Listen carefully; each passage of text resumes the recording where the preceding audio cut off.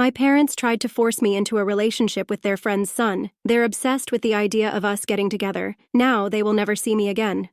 I grew up with my family and another family whose parents were best friends with mine since high school. My parents had me, F28, and my two older brothers, M31 and M35, while their friends had four boys, M27, M29, M30, and M37. Growing up was pretty nice, but the boys used to pick on me a lot and exclude me during their girls are yucky phase. I wouldn't say I see these boys as brothers, but maybe as cousins. I was close to M27 and M29 when we were little. I will call them Adam and Jake. Until we were 15, we were really close and did a lot together. I don't talk to Jake much anymore. No hard feelings, but he grew up to be a classic tech bro and can be pretty condescending. However, our families are obsessed with the idea of us ending up together. The other guys are already married, and Adam is gay. They've always pushed for us to be together, like making us go to the store alone at Christmas, telling us both an earlier time to meet at the restaurant for Dad's birthday, talking him up a lot, etc. Then both Jake and I met our significant others. I have been with my fiancé for 5 years, and Jake met his fiancée 3 years ago. Our families have been very disappointed and have not welcomed our significant others warmly. One Christmas, I took Jake's fiancée Tracy aside and explained the weird family lore to her. With Jake, just like we did with my fiancé, we assured her that it was just a weird thing of our family and that Jake and I have not been close for ages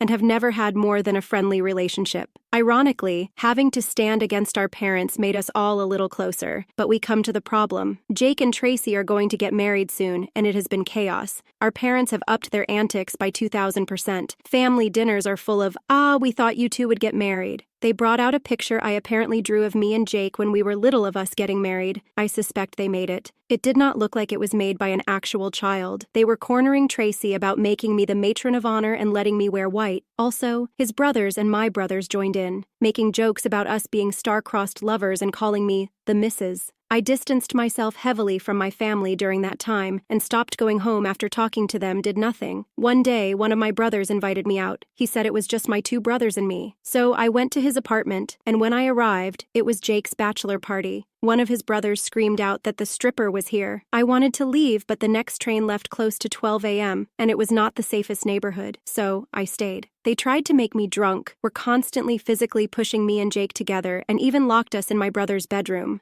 I could hear loud laughing from the other side. Jake and I did not talk much. He apologized to me and asked me if I could not come to the wedding as I made Tracy uncomfortable. I completely understood and said at that point I was not planning to go anymore. He offered to drive me home as he was also completely sober. When they opened the door, he said we were going home. In their heads, that meant we were going to be intimate or something because all the caveman sounds started. The next day, my phone was blowing up. Someone uploaded a video of me and Jake leaving and captioned it, "Finally." It was very awkward. I am clearly uncomfortable, and so is Jake as we exit the apartment and enter his car. There were comments, calls, and texts. Tracy called me crying and cursing me out. Jake called me apologizing and telling me he tried to explain. My mother and his mother sent me a bunch of texts saying how proud they are and that it was about time. My fiancé is understanding, but he wants me to make clearer boundaries with my family. I drove past their house and they were all there. They didn't even let me talk and were just love-bombing me. I started screaming and told them Jake and I have never and will never be together,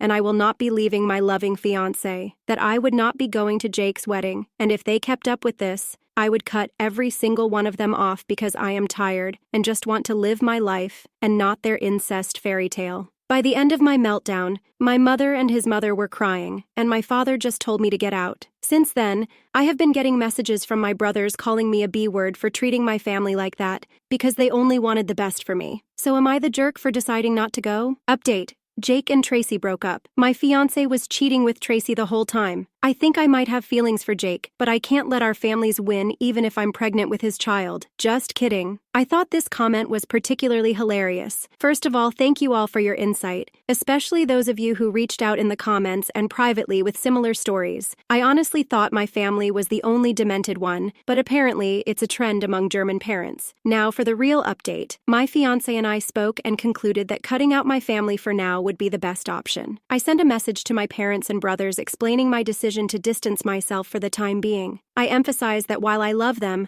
I cannot continue to endure their pressure and manipulation. I told them their behavior had made me resent them and, to some extent, Jake. They ruined any friendly relationship we could have had and made me feel gross and exploited. I told them they were setting me up to be sexually assaulted if it had been anyone else but Jake. I also told them that their controlling behavior was the reason I never told them about anything in my life. I told them it hurts to be with them, and I am in a bad mood for days after meeting them. I never look forward to holidays with them, and have caught myself wishing I would get into an accident or get sick before the holidays to have an excuse not to go. They cut themselves out of my life, and they will not be there when I get married, have kids, or in any other life achievements. After sending the message, I left the group, blocked them all, and felt really light. I cried with my fiancé for hours, and I didn't really know if it was tears of sadness, relief, or happiness. I was so conflicted, I just kind of fell asleep. Jake has also cut his part of the family off. According to Tracy, he just went to their home, dumped a sack of their stuff on the table, told them to stay the hell away from him, and left. His mother tried reaching out to me, and my father tried reaching out to Jake. Our significant others had been targeted by them too. My parents sent the police to my house claiming my fiancé had me there against my will. We talked to the police. They couldn't do much but assured me that they would leave a note in their database clarifying that I am not being abused. I also asked how to go about a no-contact order, and they pointed me to resources. They also said they would tell my parents to leave me alone, and noted that should they make false reports, they would have to cover the cost of the drive out to me. As of Friday, we have different numbers. Tracy is coming over this afternoon, and I am taking her to my nail salon, and afterward we are going to a game store because she really wants to play some escape games. Jake and I are still not close, and he is also not close to my fiancé, but he is happy that we have carved out a healthy space and that Tracy is so comfortable with me now in such a short span of time. They are reevaluating their wedding plans, but I won't disclose more here. Also, to the people that made fun of me for saying that I couldn't drive by anywhere without a car, I have a bike. Anyway, that was it. It was only a week, and I don't see this going much further. My parents are going to keep contacting me probably, but it's going to be all right. We are all right.